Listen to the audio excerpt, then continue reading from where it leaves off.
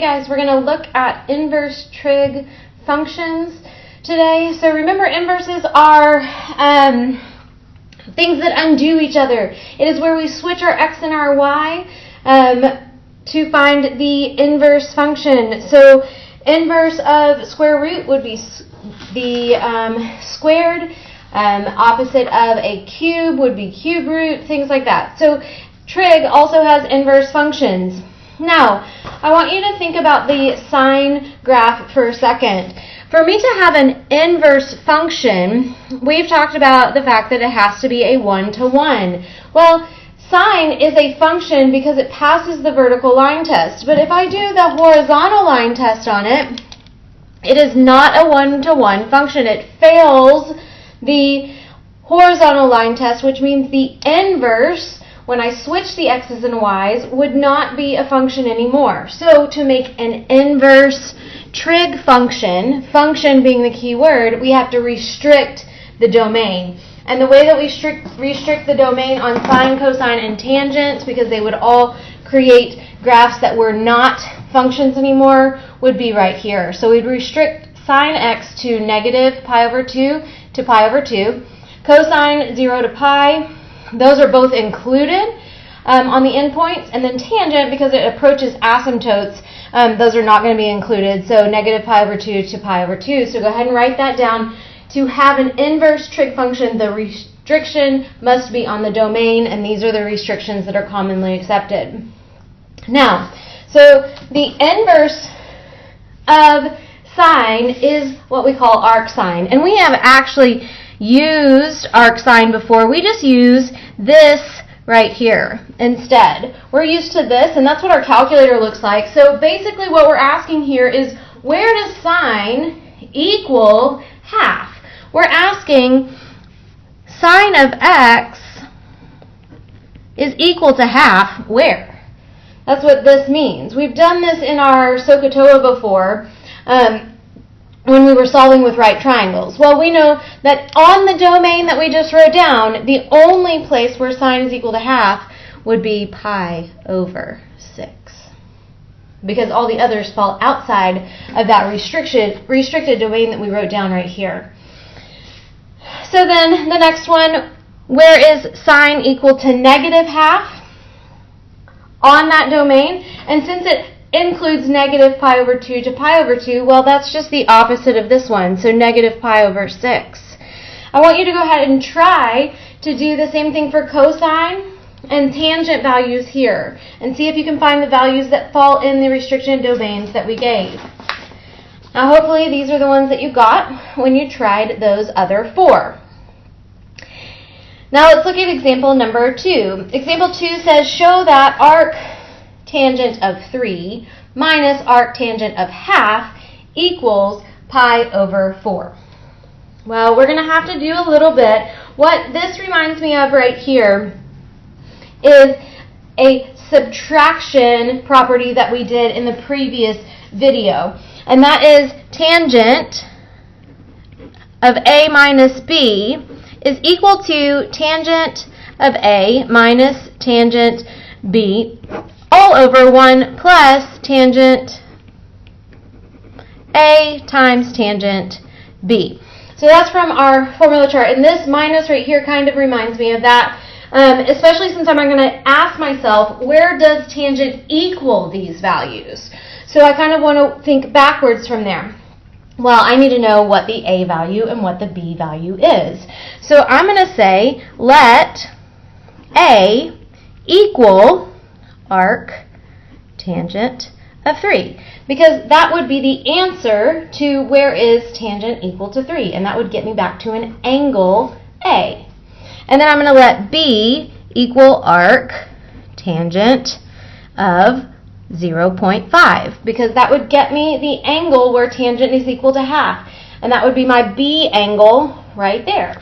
So by identifying the A and the B as this and this, I have the angles that could go for A and B. So now how do I use that?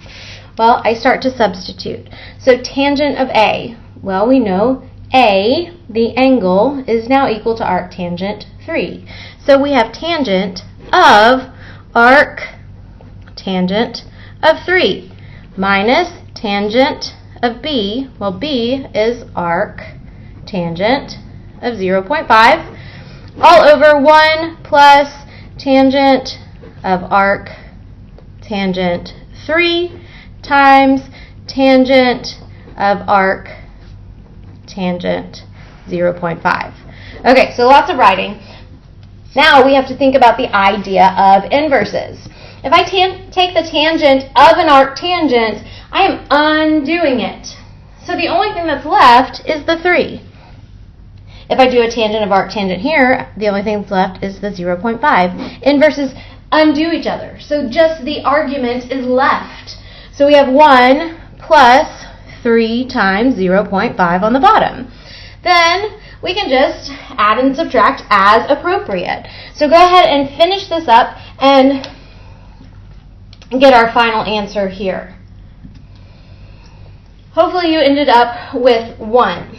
Now, we're not quite finished because it says show that arctangent of 3 minus arctangent of 0.5 equals pi over 4. We have shown that the tangent of a minus b equals 1. Well, I need arctangent of 3 minus arctangent of 0.5 to equal pi over 4.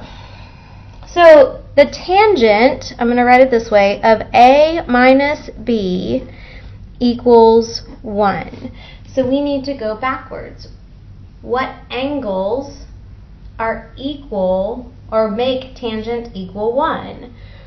Well, the only place in the domain that tangent is equal to 1 is at pi over 4. So the two angles that we're subtracting, A and B, which in this case are arc tangent 3 and arc tangent 0.5, that must equal the pi over 4. Example number 3. So this first one, pretty simple. We just talked about this idea. If I take the tangent of an arctangent, those are exact opposites of each other, so the answer would be 2/3. But here I have sine of an arctangent, and I have cosine of an arctangent, and sine and arctangent, and cosine of arctangent. Those are not inverses of each other, so we need another method, and we use something called the triangle method. So I am going to draw a right triangle, and that's going to lead us back to SOHCAHTOA. That will help us with this. I am going to pretend I am going to let this equal theta right here.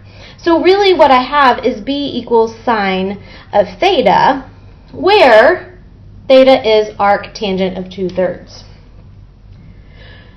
So if I want to find that theta right there, and remember theta is arctangent of 2/3, I could just simply take the tangent of both sides here. So I could say tangent of theta is equal to tangent of arc theta, or tangent 2/3. And then those are opposites. So tangent of theta is equal to 2/3, which is exactly what we have over here. We just didn't show the work for it. It's the same conclusion we found right there. Now, I mentioned SOHCAHTOA. Tangent is opposite over adjacent. So that means on this right triangle, if this is my theta, you could put it on the other side if you want, opposite is 2, adjacent is 3. And I could do Pythagorean theorem to find my hypotenuse. So go ahead and pause and finish Pythagorean theorem for me. I hope you got square root of 13. Now, what this is asking, remember, b equal to sine of theta. Well, sine of theta is simply just the opposite over hypotenuse. So 2 over square root 13.